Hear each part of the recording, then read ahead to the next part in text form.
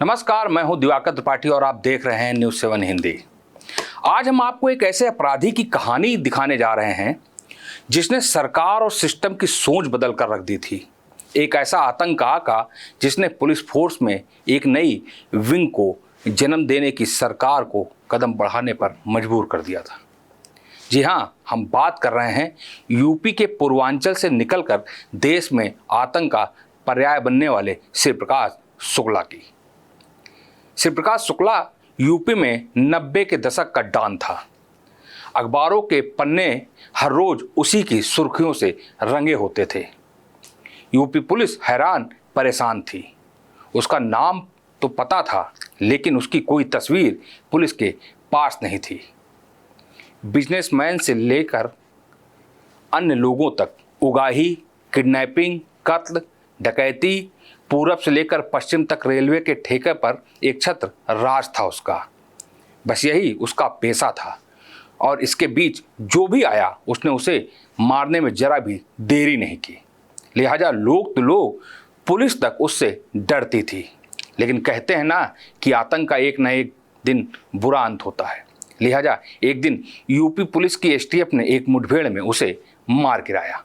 शिवप्रकाश शुक्ला की कहानी दिखाने के पहले हम आपको बताते हैं उस टीम के बारे में जिसने यूपी ही नहीं बल्कि देश में आतंक बन चुके समाज के खलनायक का खात्मा किया, यानी कि एसटीएफ के बारे में। 4 मई 1998 यूपी एसटीएफ का गठन। लखनऊ स्थित सचिवालय में यूपी के मुख्यमंत्री, गृह मंत्री और डीजीपी की एक बैठक हुई। इसमें अपराधियों से निपटने के लिए स्पेशल फोर्स बनाने की योजना तैयार हुई। 4 मई 1998 को यूपी पुलिस के तत्कालीन एडीजी अजय राज शर्मा ने राज्य पुलिस के बेहतरीन 50 जवानों को छांटकर स्पेशल टास्क फोर्स बनाई। इस फोर्स का पहला टास्क था शिवप्रकाश शुक्ला, जिंदा या मुर्दा।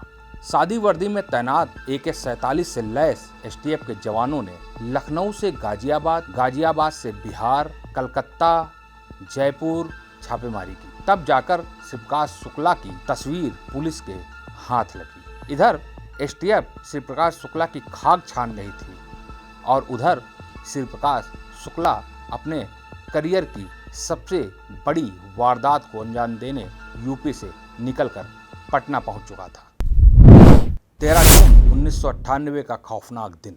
शिवप्रकाश शुक्ला ने 13 जून 1998 को पटना स्थित इंदिरा गांधी हॉस्पिटल के बाहर बिहार सरकार के तत्कालीन मंत्री ब्रजबिहारी प्रसाद की गोली मारकर हत्या कर दी। मंत्री की हत्या उस वक्त की गई जब उनके साथ सिक्योरिटी गार्ड मौजूद थे। वो अपनी लाल बत्ती लगी कार से उतरे ही थे कि AK-47 से लैस 4 बदमाशों ने उन पर फायरिंग शुरू कर दी और उनकी हत्या कर वो वहां से फरार हो गए। इस कत्ल के साथ ही शिवप्रकाश ने साफ कर दिया कि अब पूरब से पश्चिम तक रेलवे के ठेकों पर उसी का एक छत्र राज होगा। बिहार के मंत्री के कत्ल का मामला भी ठंडा भी नहीं हुआ था कि तभी यूपी पुलिस को एक ऐसी खबर मिली जिससे पुलिस के हाथ पांव फूल गए। दरअसल शिवप्रकाश शुक्ला ने यूपी के तत्कालीन मुख्यमंत्री कल्याण सिंह की सुपारी ले ली थी। 6 करोड़ रुपए में सीएम की सुपारी लेने की खबर एसटीएफ के लिए बम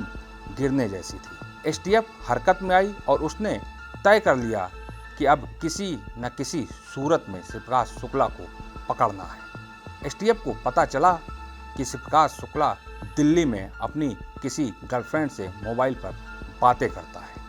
एसटीएफ ने उसके मोबाइल को सर्विलांस पर लगा लिया, लेकिन शिवप्रकाश को शक हो गया और उसने मोबाइल की जगह पीसीओ से कॉल करना शुरू कर दिया। लेकिन उसे यह नहीं पता था कि पुलिस ने उसकी गर्लफ्रेंड के मोबाइल को भी सर्विलांस पर ले रखा है। सर्विलांस से पता चला कि जिस पीसीओ से शिवप्रकाश शुक्ला कॉल कर रहा है वो गाजियाबाद के इंदिरापुरम इलाके में है। खबर मिलते ही यूपी एसटीएफ की टीम फौरन दिल्ली के लिए रवाना हो जाती है। एसटीएफ किसी भी कीमत पर यह मौका गंवाना नहीं चाहती थी।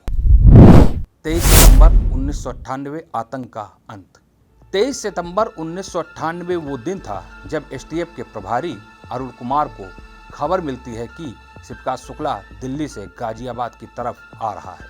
शिवप्रकाश शुक्ला की कार जैसे ही वसुंधरा एन्क्लेव पार करती है, अरुण कुमार सहित एसटीएफ की टीम उसका पीछा शुरू कर देती है।